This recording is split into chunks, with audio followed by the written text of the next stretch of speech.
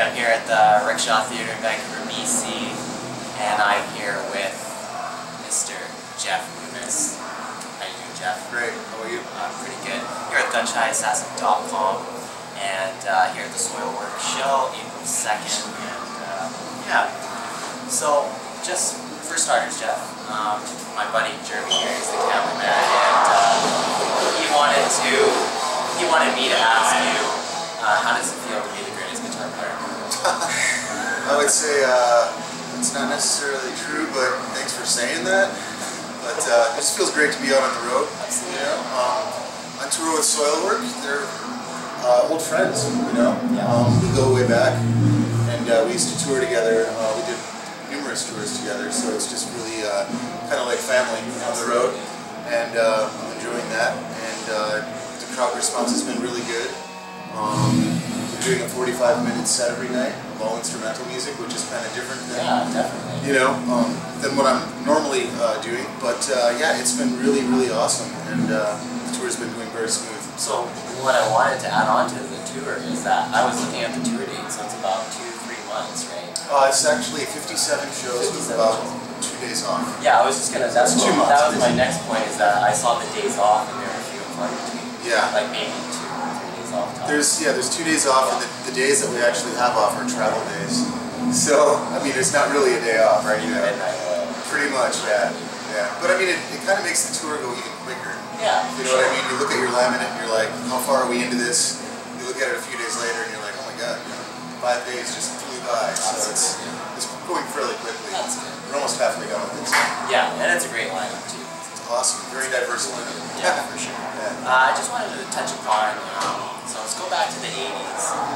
Peace Cells is just released. Yep. And so far so good, so what? It's about to release. Yeah. You get a call at 16 years old. Right. From Dave Mustaine. Well, I actually didn't get a call from Dave, but I did get a call from a friend of mine who was living in Wisconsin, but he moved out to LA and caught wind that Megadeth was looking for a guitar player. And he told me about it and said that he could give me an audition. Right. And I was just like, wow, this is insane. I basically learned like 4 different songs. Yeah.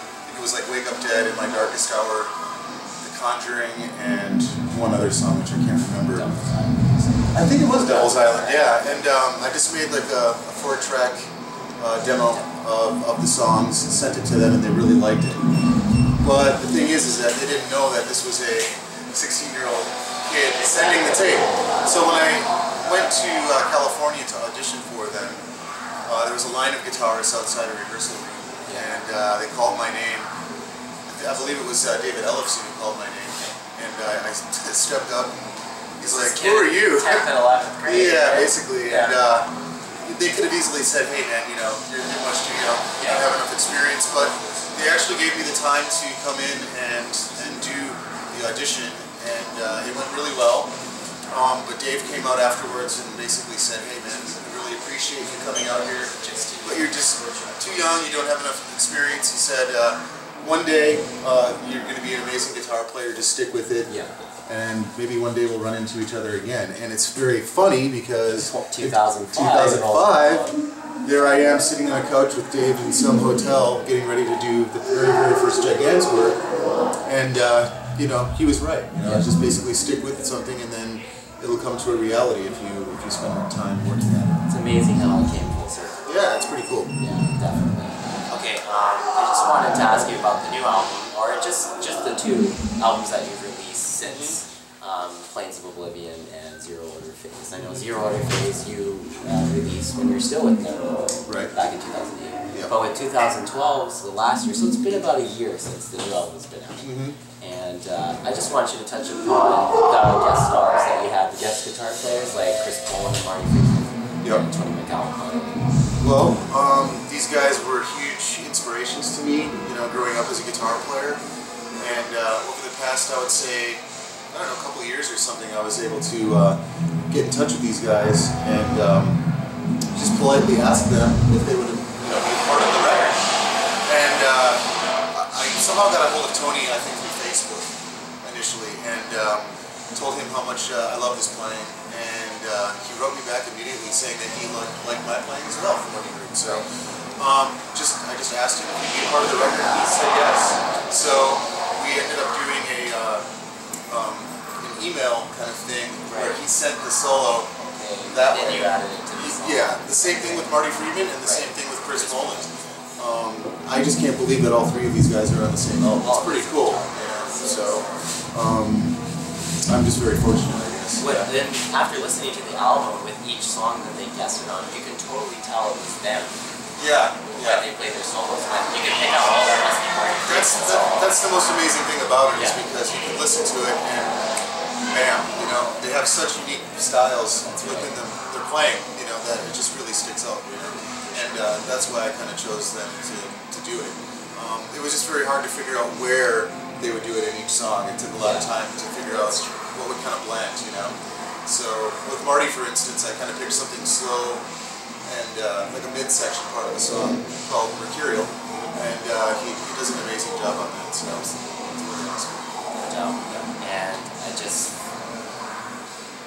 the whole Randy Blythe situation, I just wanted to get your opinion on it. I know it's basically cleared up, he's been acquitted and everything, but I just want to get your take on, you know, fans coming up on stage diving, that kind of thing. How do you feel about that? Yeah, I mean, it's a tough situation, man, you know, because in a lot of venues there isn't proper security, and that's unfortunate, especially after something that is tragic happened to Dimebag. It's just, that's going to be odd too, because we're playing that same venue on this tour. That's going to be kind of hard, but you know, I mean, honestly, it's like there really needs to be tight security at every venue, you know, and kids are just going to get hurt if there's not proper security, you know, and that's unfortunately what happened in the Lamb of God instance. So I don't know. I mean, there's clubs on this tour that we've played where you can easily walk through the back door. Nobody's watching it. You know what I mean? So you just you gotta hope for the best, man. You know. A little bit scary, but it is. Yeah. All right, now I just want to move on. I've got a few questions, just the fan questions here. Sure. And I just wanted.